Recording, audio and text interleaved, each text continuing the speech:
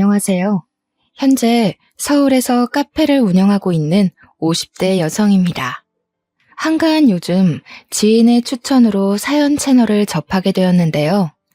처음에는 그저 무료함을 달래기 위해 접하게 되었던 사연 채널은 어느새 일상을 함께하게 되었네요. 사연을 들어보니 몇몇 분들은 가슴에 묻어두었던 이야기를 소개하고 후련함을 느꼈다고 하시더라고요. 그래서 오늘 저 또한 아무도 모르게 혼자서만 간직했던 이야기를 꺼내보려고 해요. 그럼 시청자분들이 저의 이야기를 듣고 삶의 원동력을 얻길 바라며 이야기를 시작하도록 하겠습니다.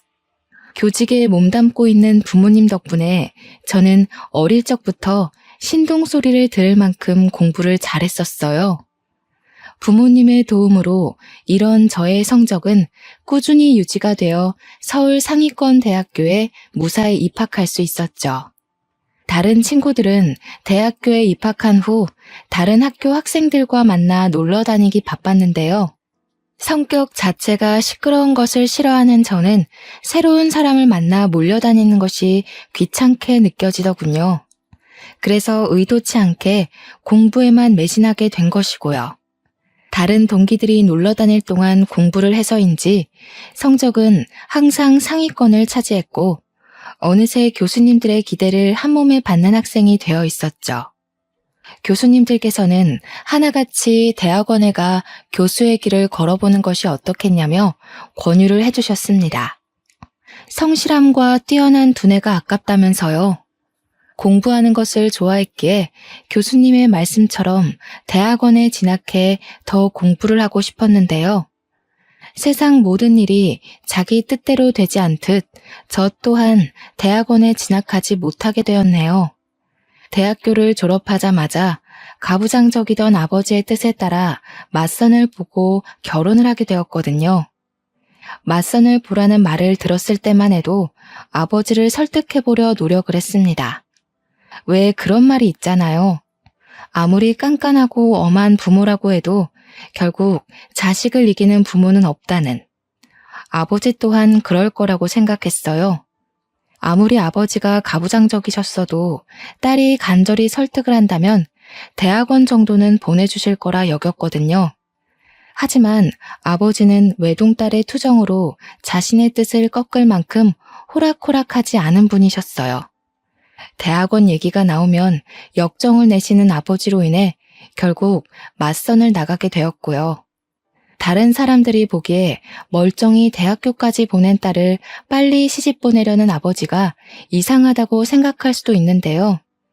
여기에는 그만한 사정이 있었습니다. 사실 저는 어렸을 때부터 몸이 약해 툭하면 쓰러지기 일쑤였는데요. 아버지께서는 이런 약한 몸을 걱정하셔서 외동딸인 저에게 하루라도 빨리 짝을 지어주려고 한 것이었죠. 그렇게 남편과 처음 맞선을 보게 된 것이죠. 아버지의 강요로 인해 어쩔 수 없이 나온 맞선 자리였지만 남편은 수더분하고 참 괜찮은 사람이었어요.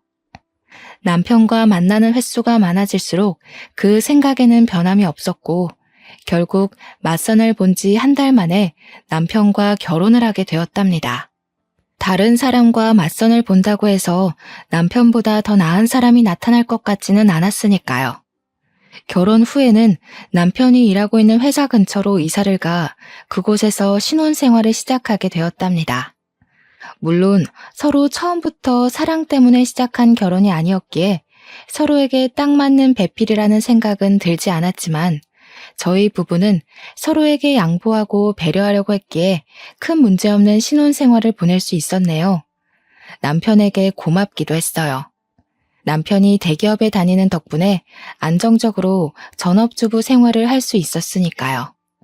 그리고 신혼생활을 보낸 지 1년 만에 저희 부부 사이에서는 사랑스러운 딸아이가 태어나게 되었죠.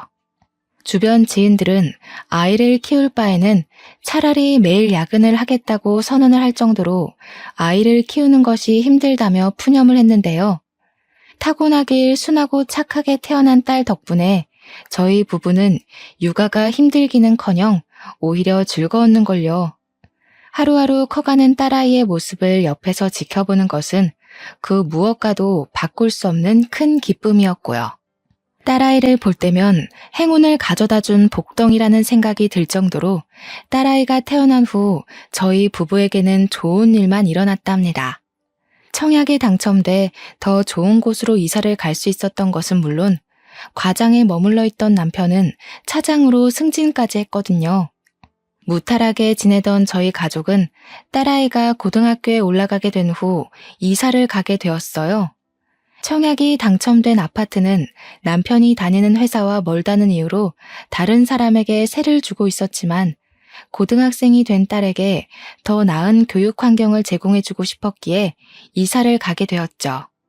딸아이에게 공부하기 좋은 환경을 만들어주기 위해 이사를 가긴 했지만 친구가 없어 힘들어하는 딸아이의 모습을 보니 후회가 되더라고요. 괜한 욕심으로 인해 딸아이에게 상처를 준 건 아닌가 하는 생각이 들기도 했습니다. 하지만 그것도 잠시 본성이 밝고 씩씩한 딸은 새로운 환경에 금방 적응을 해 학교 생활도 잘하며 곧잘 좋은 성적을 받아오더군요. 그리고 3개월 후 딸아이는 처음으로 집에 친구를 데려왔네요. 딸아이가 말하길 집으로 데리고 온 친구가 자신의 학교 생활을 잘할 수 있도록 도와준 은인이라고 하더군요. 그 말을 들으니 딸아이의 친구에게 더없이 고마웠어요. 그 후로도 딸아이의 친구는 종종 저희 집으로 놀러 오게 되었죠. 딸아이와 둘도 없는 사이가 된 아이에게 항상 고맙다는 생각을 했는데요. 은인과도 같았던 딸아이의 친구는 얼마 안 가 원수보다 못한 사이가 되는 사건이 발생하고 말았습니다. 시어머니의 칠순잔치로 인해 100만 원가량의 현금을 뽑아 집으로 돌아왔을 때였죠. 집에는 여느 때와 같이 학교 숙제를 하고 있는 딸아이와 딸아이의 친구가 있더군요. 아이들에게 저녁을 차려주고 있었지만 마침 아파트 반상회가 있어 간단한 간식거리만 챙겨준 뒤 집을 비우게 되었어요. 미안한 마음에 반생회 모임에서 일찍 일어나 집으로 돌아오게 되었고요. 그런데 집으로 오니 이미 딸아이의 친구는 집으로 돌아간 후였죠. 이미 간 아이를 다시 부를 수 없기에 딸아이의 저녁만 차려준 뒤 안방으로 들어오게 되었고요. 안방에 들어온 후 제일 먼저 100만 원을 가방에 넣으려고 했는데요. 놀랍게도 봉투에 있어야 할 100만 원은 소리 소문 없이 사라져 있더군요. 깜짝 놀랄 수밖에 없었어요. 반상회 모임에 나갈 때만 해도 멀쩡하게 있던 100만 원이 갑자기 사라지다뇨. 말이 안 되잖아요. 그래서 제일 먼저 딸아이의 방을 찾아갔어요. 너 엄마 서랍에 있던 100만 원 건드렸니? 그 큰돈을 내가 뭐하러 엄마 몰래 건드려. 금방 들통날 텐데. 엄마 아까 반상회 나갔잖아. 반상회 모임 갔다가 흘리고 온 거 아니야? 나는 진짜 아니니까 다시 잘 찾아봐. 역시나 딸아이는 자신이 한 짓이 절대 아니라며 손사래를 쳤어요. 딸아이가 지갑에 손을 댄 적이 있다면 의심을 할 테지만 한 번도 허락 없이 저희 부부의 지갑에 손을 댄 적이 없기에 차마 딸아이를 의심할 수 없었네요. 고심하던 순간 딸아이의 친구가 급히 집으로 돌아간 것이 떠올랐습니다. 그래서 딸아이에게 그 아이가 사는 곳의 주소를 받아 찾아가게 된 것이죠. 이쯤 되니 갑자기 100만 원이나 되는 큰 돈을 왜 훔쳤을지 궁금했어요. 한편으로는 이미 100만 원이란 큰 돈을 다 써버렸으면 어떡하나 걱정이 되기도 했고요. 딸아이가 알려준 주소는 오래된 다가구 주택이 모여있는 곳이었는데요. 딸아이의 친구는 그 중에서도 제일 후미지고 높은 곳에 위치한 판자촌이었습니다. 문을 두드리자 딸아이의 친구는 바로 문을 열더군요. 딸아이의 친구는 제가 자신의 눈앞에 있다는 사실에 깜짝 놀란 표정이었어요. 요리조리 누나를 굴리는 아이의 모습을 보자 확실히 100만 원을 훔쳐간 것이 맞구나 확신이 들었습니다.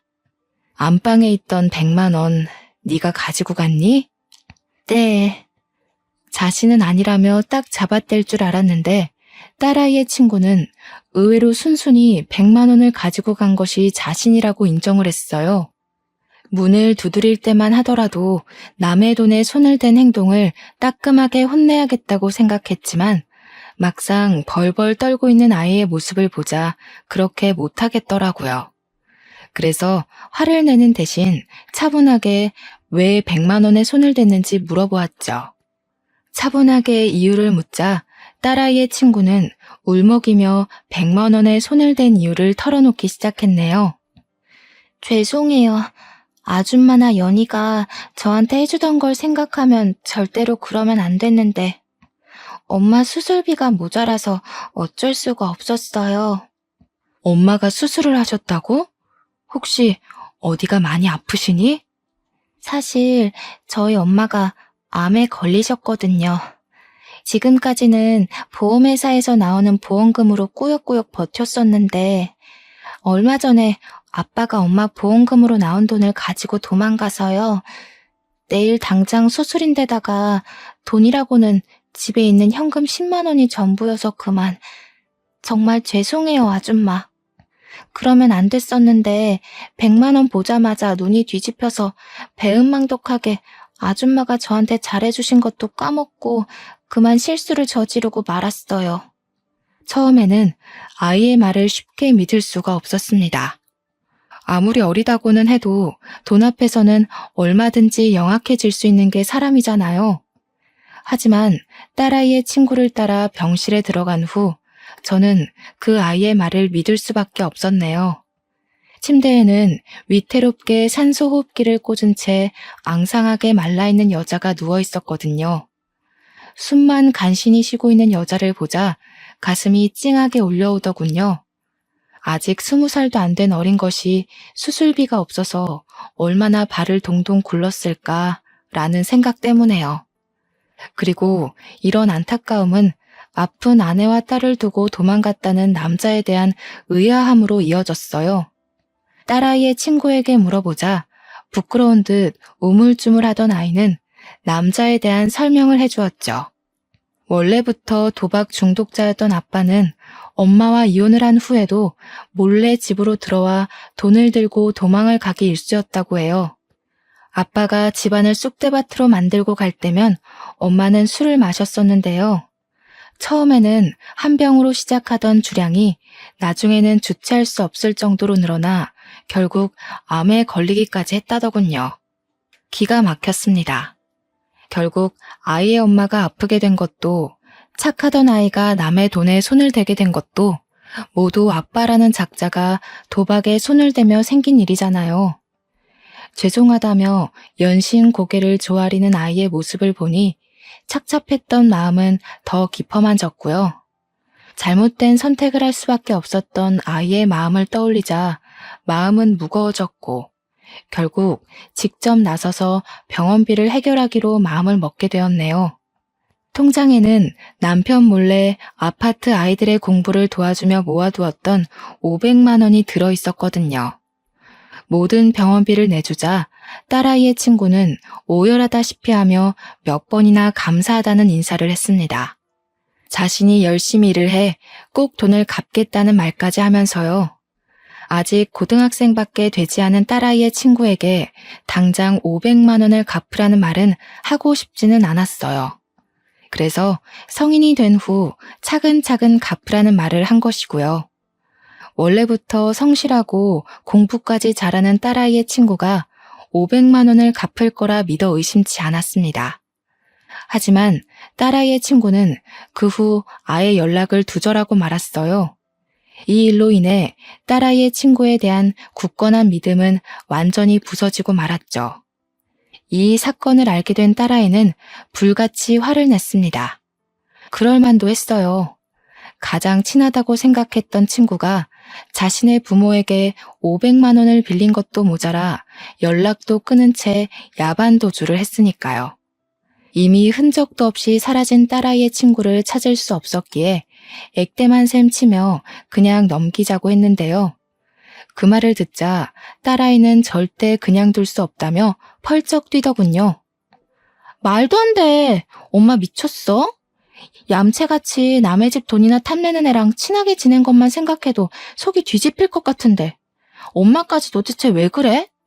500만 원이 누구 집 개 이름도 아니고. 도망갔으면 어떻게든 찾아서 당장 갚으라고 말을 해야 할 거 아냐. 말 들어보니까 사정이 딱하더라. 아빠라고 하나 있는 사람은 도박에 미쳐서 제 처랑 자식도 버리고 도망간 것도 모자라서 수술비까지 가지고 도망갔다고 하던데 딱하지 않니? 그냥 없는 돈이었던 셈치고 우리가 눈 감아주자.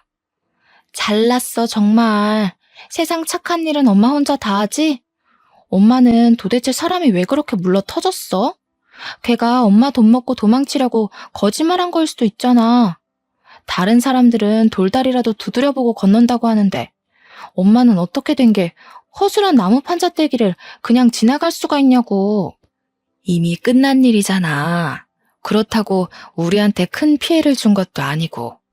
어디 지연이를 우리가 하루 이틀 보니? 우리한테 사기칠 사람 아니란 거 네가 제일 잘 알잖아. 그러지 말고 우리가 이해해주자. 아빠란 작자는 도망가고 하나밖에 없는 엄마는 아파서 사경을 헤매고 있는데 그 어린 것이 어떻게 제정신일 수가 있겠니? 작정하고 꾸민 일일 수도 있지. 세상에 믿을 사람이 어디 있다고. 제정신이 아닌 게 아니라 뽕으로 받은 500만 원을 갚기 싫었던 거겠지. 엄마가 뭐라고 하던 나는 지연이 찾아내서 500만 원도 돌려받고 사과도 받을 거야. 엄마는 죽었다 깨어나도 지연이 못 잡겠다고 하는데 나라도 나서야 그 돈 받지. 딱한 사정을 눈감아 주려고 했지만 제 아빠를 닮아 불같은 성정을 가진 딸아이는 절대 용서할 수 없다며 씩씩거리기까지 하더군요. 몇 번이나 말려보았지만 한 번 눈이 돌아간 딸아이에게 알량한 말 따위는 전혀 효과가 없었네요. 그 후 딸아이는 주변 지인들에게 수소문하여 저에게서 500만 원을 빌려간 친구를 찾으려 했지만 아이의 노력과는 달리 3개월이 지나도 그 아이를 찾기는커녕 흔적도 찾기가 어려웠는걸요. 결국 반년이 지나자 딸아이 또한 친구를 찾는 것을 포기하게 되었습니다. 대학교에 입학한 딸아이는 이전과 달리 무척 바쁜 나날을 보냈거든요. 처음 딸아이가 대학교에 들어갈 때만 하더라도 드디어 온전한 내 생활을 보낼 수 있을 거라고 생각을 했는데요. 막상 텅 빈 딸의 방을 보니 공허한 기분이 들었어요. 남편이라도 같이 있으면 그나마 좀 나았겠지만 남편은 언제나 바쁜 회사 일정으로 야근을 했기에 텅 빈 기분은 좀처럼 나아질 기미가 보이지 않았는걸요. 그래서 커피 공부를 하기 시작한 거예요. 혼자 있는 것보다는 무엇이든 배우는 것이 공허한 기분을 채우는 데 도움이 될 것 같았거든요. 그리고 이런 예상은 딱 들어맞았습니다. 평소 커피에 대해 관심이 많아서인지 커피에 관해 배우는 것은 질리지도 않고 참 재미있었죠. 커피 학원에 다닌 지 3개월 만에 바리스타 자격증까지 따게 되었는데요. 처음에는 그저 자격증만 따고 끝내자고 생각했었지만 시간이 지나다 보니 점차 욕심이 생기더군요. 나만의 카페를 차려서 다른 사람들에게 커피를 내려주고 싶다는 욕심이요. 남편에게 이런 작은 소망을 제일 먼저 이야기하게 됐는데요. 남편은 카페를 차린다는 소리를 듣자마자 콧방귀부터 끼며 무시를 했네요. 당신이 카페를 차린다고? 쓸데없는 소리 하지 말고 밖에서 뼈 빠지게 고생한 신랑 밥이나 잘 차려주고 집안 살림이나 잘해. 당신은 안에서 새는 바가지 밖에서 샌다는 말도 몰라? 집에만 눌러앉아서 사업하는 걸 너무 쉽게 보나 본데 사회생활 한 번 안 해본 당신이 할 줄 아는 게 뭐가 있다고 카페 차린다는 말을 해? 괜히 나댔다가 일 키우지 말고 그냥 집에서 밥이나 하면서 살아. 그게 당신한테 어울리니까. 당신 말을 왜 그렇게 해? 나 쉽게 보고 카페 한다고 말한 거 아니고 나도 나름대로 공부하고 고심해서 말한 거야. 당신 말대로 나 제대로 된 사회생활 한 번 안 해본 가정주부인 거 맞고 터무니없는 소리 하는 게 맞을 수도 있어. 근데 남편이면 아무리 터무니없는 소리라고 해도 들어줘야 하는 거 아니야? 밖에서 돈 벌어오는 것도 피곤한데 내가 당신 헛소리 하는 것까지 들어줘야 돼? 괜히 지나가는 바람에 쓸데없는 생각하지 말고 집안 살림이나 잘해. 남편의 말을 들으니 슬슬 짜증이 나더군요. 치사해 보일까 말은 못했지만 사실 제가 남편보다 더 좋은 대학교에 나왔었거든요. 가부장적이던 아버지의 강요가 아니었다면 남편보다 더 좋은 기업에 가서 일을 할 수도 있었고요. 그렇다 보니 남편이 못 배운 사람 취급하는 것을 도저히 견딜 수가 없었네요.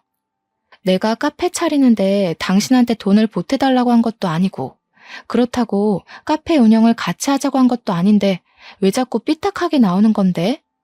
내가 집에서 살림만 하자고 당신이랑 결혼한 줄 알아? 당신은 주말마다 등산이며 낚시며 한 주도 안 거르고 나가서 놀면서 나는 왜 집에 처박혀서 살림만 해야 되는데? 아, 참나. 어디 집에서 살림만 하는 여자랑 밖에서 일하는 남자랑 같아? 지금까지 편하게 집에서 살림만 하게 해줬더니 이제 남편한테 바락바락 대들기나 하고 쓸데없이 바람 넣는 옆에 애들 때문에 막 나오나 본데 당신 지금 다니는 커피 학원인가 뭔가 하는 거 당장 그만둬. 그리고 앞으로 내 앞에서는 카페 차린다는 말 꺼내지도 마. 나는 내 여자가 다른 남자 앞에서 실실 웃음이나 흘리면서 돈 버는 꼴은 죽어도 못 보니까. 알았어? 정말 어이가 없었습니다. 엄연히 커피와 디저트를 즐기기 위해 만들어진 카페를 옆에서 커피나 따라주는 다방 취급을 하다니요. 꽉 막힌 남편의 사고방식을 이해할 수 없을 뿐더러 후회도 되더라고요. 이렇게 꽉 막힌 남자와 결혼해 하고 싶은 일을 포기해야 하는 현재 상황이 말이에요. 그리고 이런 남편의 반대는 오히려 승부욕을 끌어올렸고 될 대로 되라는 심정으로 대출을 받아 카페 사업을 시작하게 되었죠.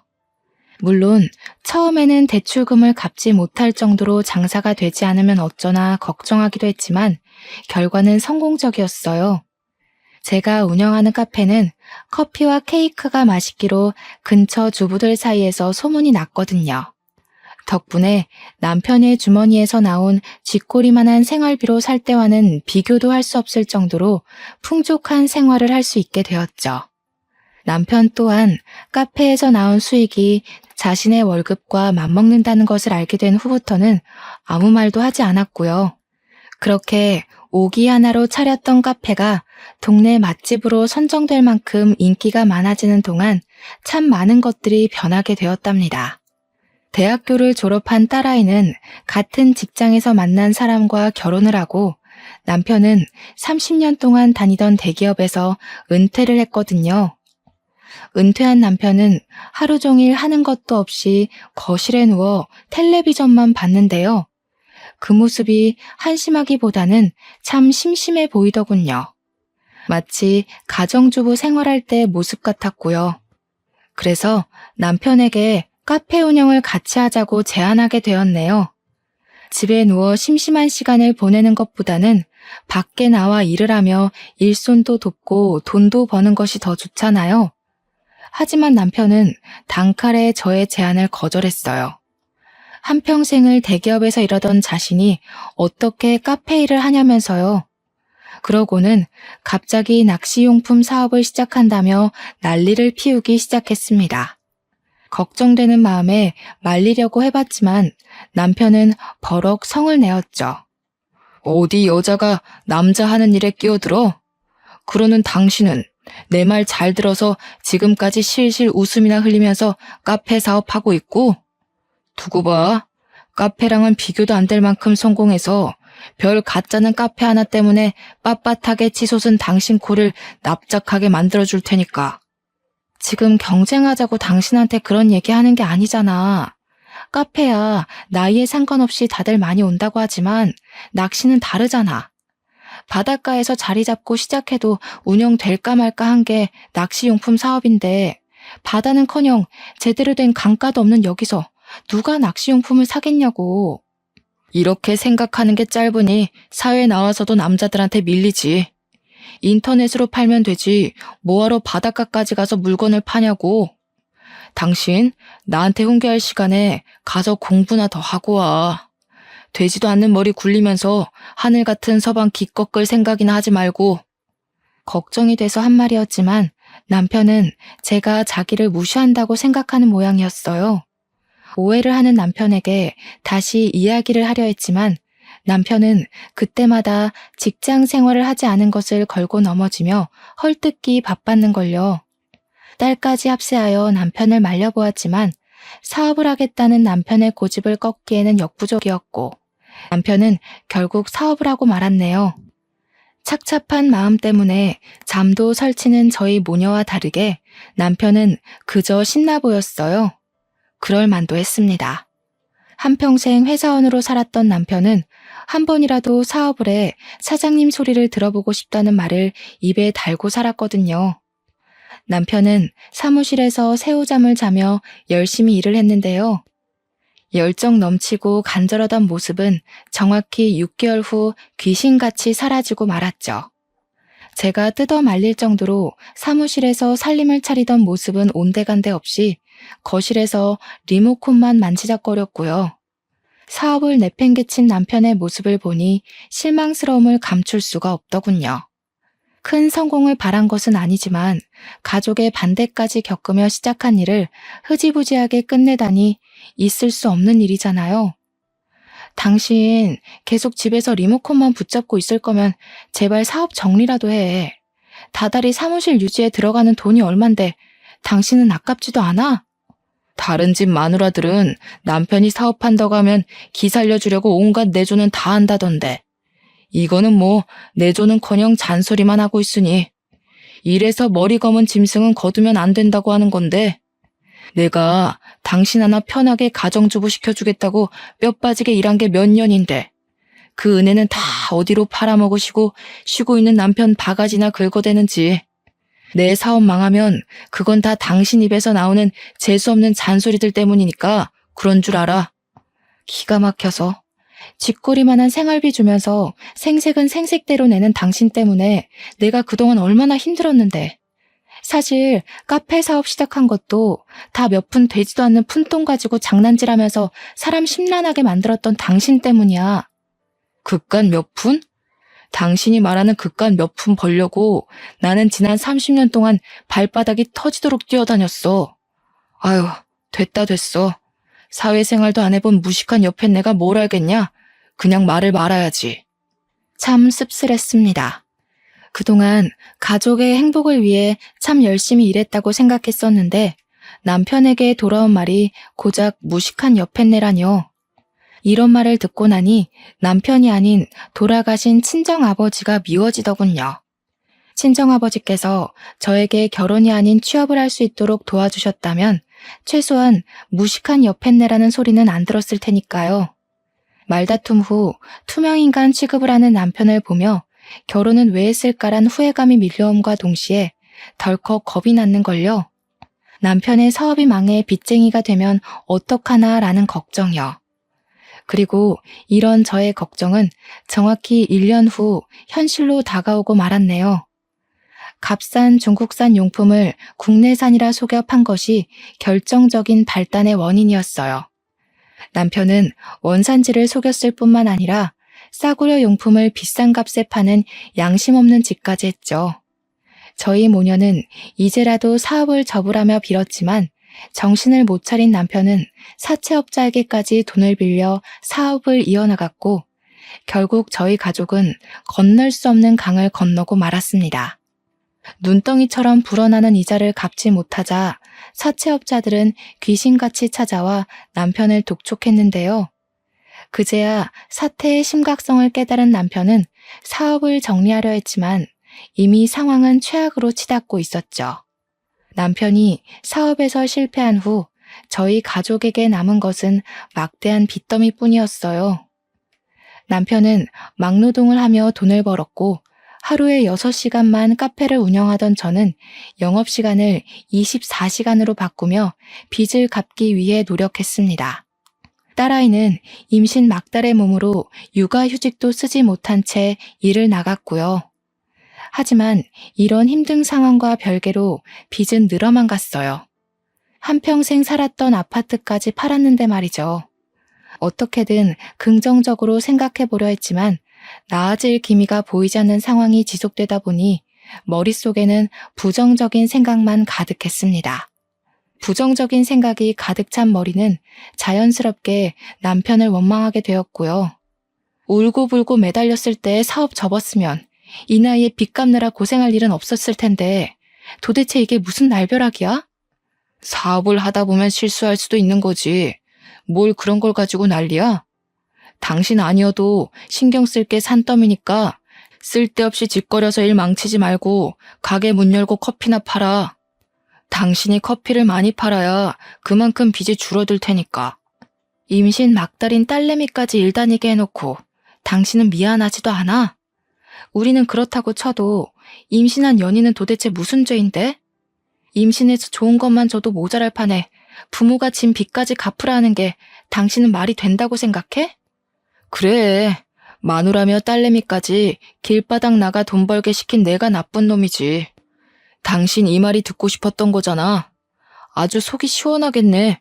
이참에 동네에 소문나게 광고라도 하지 그래? 돈도 못 벌어오는 주제에 마누라며 딸내미까지 돈 벌어오라고 시킨 남편이랑 사느라 죽을 맛이라고. 제가 원하는 것은 진심이 담긴 남편의 사과였지만 남편은 그마저도 해주지 않더군요. 다짜고짜 화부터 내는 남편이 이해가 가질 않았어요. 자신의 잘못으로 모든 일이 벌어졌다고 하면 사과는 하지 않더라도 최소한 죄책감은 가져야 하는 게 맞잖아요. 남편은 자신의 사업이 망한 것도 사채업자들에게 쫓기며 반지하에 사는 것도 모두 고분고분한 아내를 만나지 못해서라고 했는데요. 모든 것을 남 탓으로 돌리는 남편 때문인지 어느 날부턴가 아랫배가 너무 아파왔어요.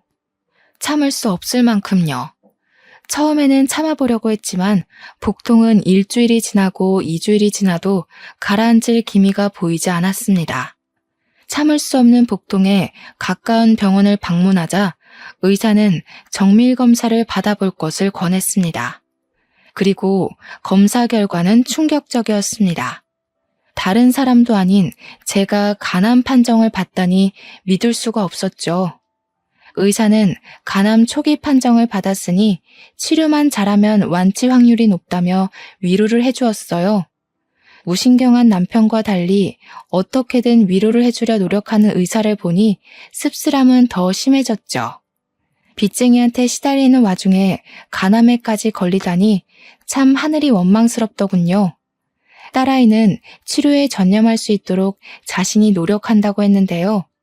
힘든 내색 한번 하지 않고 위로를 해주는 딸아이를 보니 울컥 눈물이 차올랐네요. 만삭의 몸으로 일을 하는 것도 힘들 텐데 못난 엄마의 위로까지 해준 거잖아요. 남편에게는 또 어떻게 말할지를 생각하니 집으로 돌아가는 길이 참 막막했어요. 당장 한 푼이 아쉬운 상황에서 카페 영업을 중단하고 치료에만 전념한다고 하면 빚더미는 금세 불어날 게 눈에 선했거든요. 그래도 용기를 내어 남편에게 말을 꺼냈죠. 참나. 한평생 내 돈이나 파먹으면서 살던 쌀벌레 같은 마누라 드디어 쓸모있나 싶었더니 암이라고 하네. 그래도 암 초기면 금방 죽을 건 아니잖아.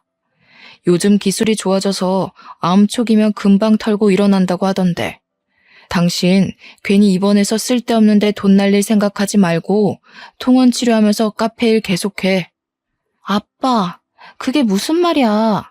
엄마가 누구 때문에 암에 걸렸는데.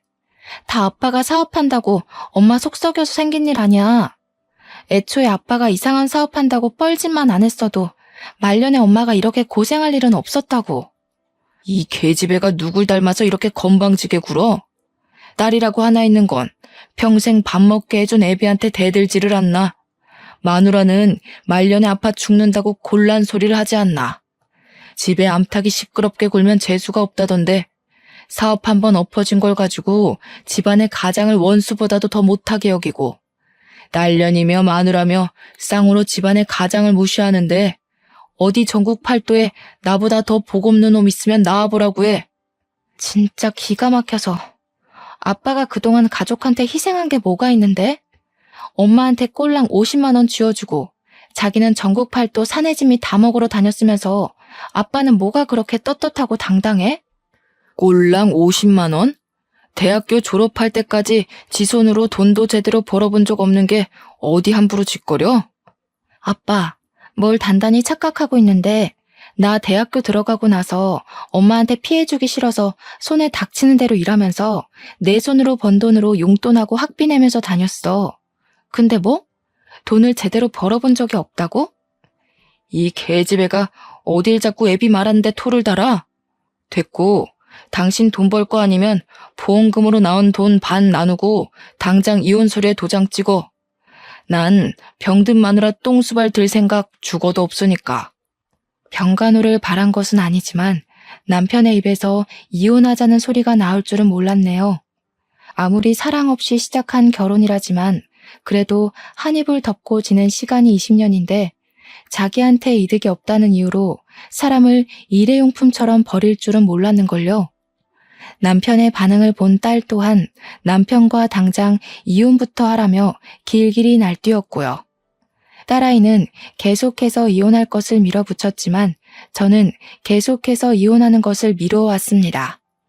미련하다고 생각하실 수도 있지만 시간이 지나면 남편이 정신을 차리고 이혼하자고 말한 것을 후회할 줄 알았거든요.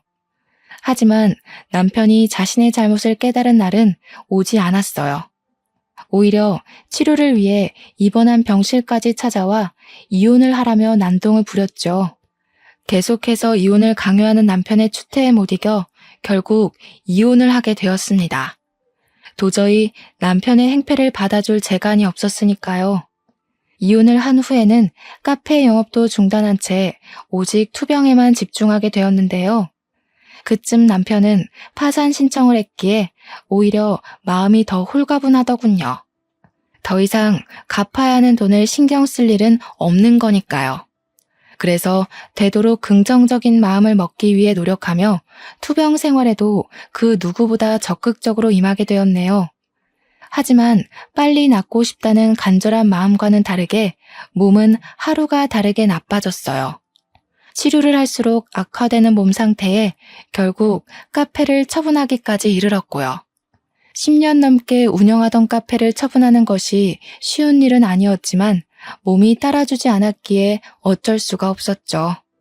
그리고 카페를 내놓은 지 일주일도 안 돼 부동산에서 연락이 오더군요. 카페를 인수하겠다는 사람이 나타났다면서요. 카페를 인수하겠다는 사람이 나타난 것은 기쁜 일이었지만 한편으로는 착잡하기도 하더라고요. 어찌되었던 10년 동안 정들었던 카페를 내놓아야 하는 일이었으니까요. 무작정 기쁘지도 무작정 슬프지도 않은 마음에 카페를 가게 되었는데요. 카페 앞에 도착하자 까무러칠 만큼 놀라고 말았네요. 카페 인수를 하겠다고 나타난 사람은 다른 누구도 아닌 딸아이의 친구였거든요. 같이 온 딸아이 또한 저와 마찬가지로 많이 놀란 듯 보였어요. 하지만 놀랐다는 사실이 무색하도록 딸아이는 친구에게로 달려들어 멱살을 들어 올렸습니다. 염치도 없게 500만 원이나 되는 돈 훔쳐먹고 달아난 주제에 여기가 어디라고 기어 올라와? 세상은 참 불공평해. 가족 팔면서 남의 돈 홀랑 뺏어먹고 도망간 사기꾼은 이렇게 멀쩡하게 살아서 카페 인수까지 하겠다고 나타났는데 정작 사기당한 우리 엄마는 몹쓸 병에 걸려서 남 좋은 일만 시키고 말이야. 엄마는 용서할지 몰라도 나는 절대로 너 용서 못해. 말리려고 했지만 딸아이의 힘을 이기기 역부족이었습니다. 만삭의 몸으로 어떻게 이런 괴력이 나오나 의아할 정도로 딸아이는 친구에게 달려들었거든요. 딸아이의 친구의 얼굴에 생채기가 나오고 주위 사람들의 시선이 몰리자 덜컥 겁이 나더군요. 괜히 주위에서 신고를 한다면 딸아이는 만삭의 몸으로 경찰서에 갈 수도 있는 거잖아요. 그래서 죽기 살기로 딸아이의 허리를 붙들며 제발 그만하라 호소를 하였죠. 간신히 이성을 찾은 딸아이는 씩씩거리면서 자신의 친구를 노려보았는데요. 한참을 아무 말 없이 서 있던 딸아이의 친구는 가방에서 돈봉투를 꺼내 저에게 건네더라고요. 하얀 돈봉투 안에는 500만 원이 그대로 들어있었습니다. 딸아이는 봉투에 든 돈의 액수를 세어본 후 콧방귀를 뀌었고요. 쥐꼬리만한 양심은 남아있었나 보지? 10년이 지난 지금에서야 500만 원을 갚은 걸 보면 너한테도 아줌마한테도 너무 미안해서 내가 할 말이 없어. 이렇게 늦을 거라고 생각하지는 못했는데 너무 미안해. 그래도 이거 하나만은 알아줘. 도망간 이후로 너랑 아줌마 생각에 하루도 편하게 잠들었던 날이 없었어. 기가 찬다, 기가 차. 이유가 어찌되었건 비겁하게 도망부터 친 사기꾼 말 듣고 싶지도 않으니까 당장 내 눈앞에서 사라져.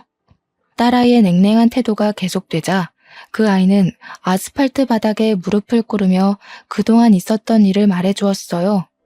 알고 보니 엄마는 수술 도중 눈을 감게 되었고 장례식을 치르는 도중 빚쟁이들이 찾아왔다고 해요. 아빠라는 작자가 아이의 앞으로 헤아릴 수도 없을 만큼의 도박빚을 달아놓은 것이었죠. 아빠의 도박빚을 갚다 지친 아이는 저에게 빌린 500만 원은 갚을 엄두조차 안 나 도망치게 된 것이고요. 몇 년간 도박빚 때문에 빚쟁이들을 피해 다니며 살던 아이는 우연한 계기로 쇼핑몰 사업을 시작했다고 했고 사업은 대박이 났다고 해요. 아빠의 도박빚을 다 갚은 후에는 자연스럽게 저에게 빌려갔던 500만 원이 생각났고요.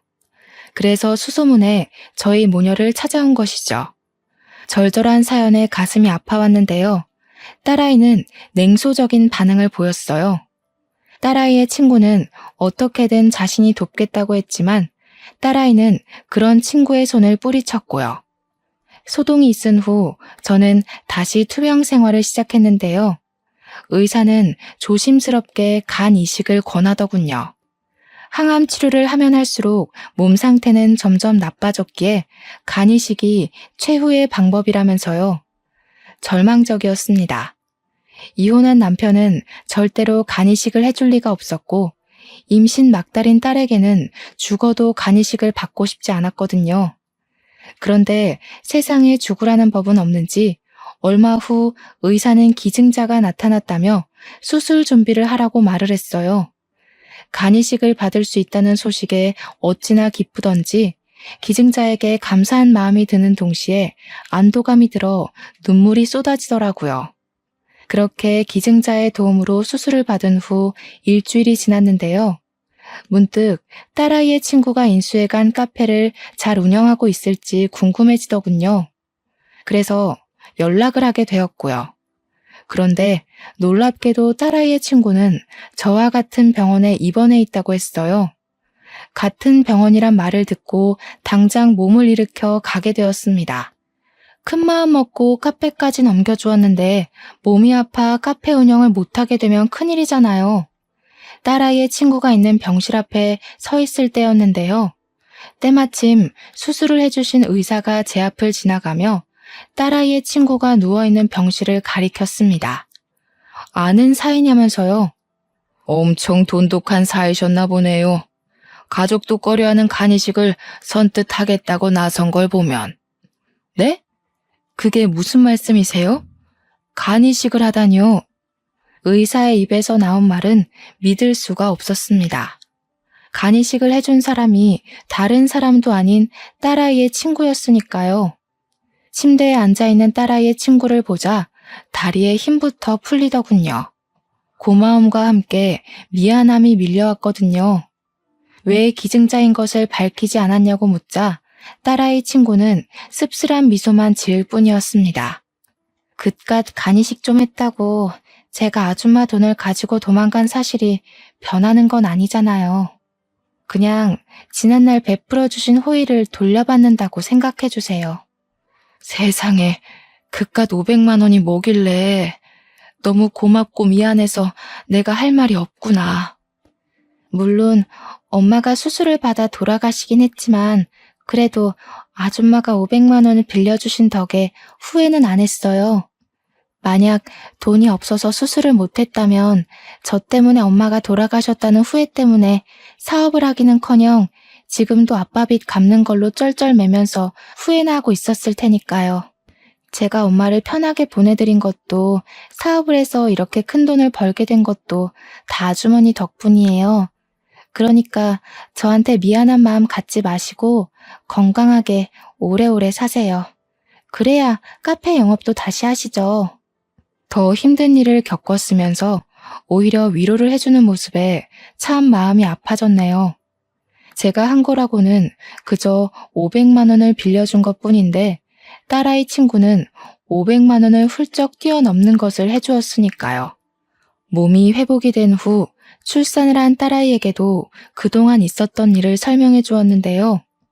딸아이 또한 간 이식을 해준 자신의 친구에게 앙금을 품었던 것을 후회하며 간 이식을 해준 것에 대해 진심으로 고마워하게 되었죠. 퇴원을 한 후 저는 딸아이의 친구 덕분에 간암을 완전히 완치한 후 다시 카페 운영에 힘을 쓰고 있어요. 몸을 회복하고 나자 딸아이의 친구는 자신이 인수했던 카페를 다시 저에게 돌려주었거든요. 아직 무리를 하면 안 되기에 무리하지 않은 선에서 열심히 카페 일을 하고 있어요. 아프고 나니 삶을 건강하게 산다는 것이 얼마나 감사하고 소중한 일인지 깨달았으니까요. 얼마 전 완치했다는 소식을 들어서인지 전 남편은 재결합을 하자며 카페로 찾아왔는데요. 저는 단칼에 거절했답니다. 어렵게 찾은 건강한 몸과 정신을 이기적인 전 남편에게 쏟기에는 너무 아깝잖아요. 딸아이의 친구가 500만 원을 들고 도망갔을 때만 하더라도 이렇게 크게 은혜를 갚을 거라고는 상상도 못했는데 인생이란 참 신기한 것 같아요. 이번 일을 계기로 다시 한번 깨닫게 되었죠. 선행을 베풀면 언제가 되더라도 자신에게 꼭 돌아온다는 것을요. 현재 저는 딸아이의 친구를 하늘이 내려준 소중한 천사라 여기며 자식처럼 잘 지내고 있답니다. 사연을 신청하시는 분들께서도 주변에 힘든 사람이 있다면 외면하기보다는 작은 손길을 내밀어 주셨으면 좋겠어요. 그러면 언젠가 자신이 베풀었던 작은 선행은 그 배가 되어 돌아올 것이니까요. 그럼 지금까지 길었던 저의 이야기를 들어주신 시청자분들에게 감사 인사를 올리며 이야기를 마무리하도록 하겠습니다. 이야기를 들어주신 시청자분들 진심으로 감사드리며 모두들 베푸는 삶을 사시길 바랄게요. 감사합니다.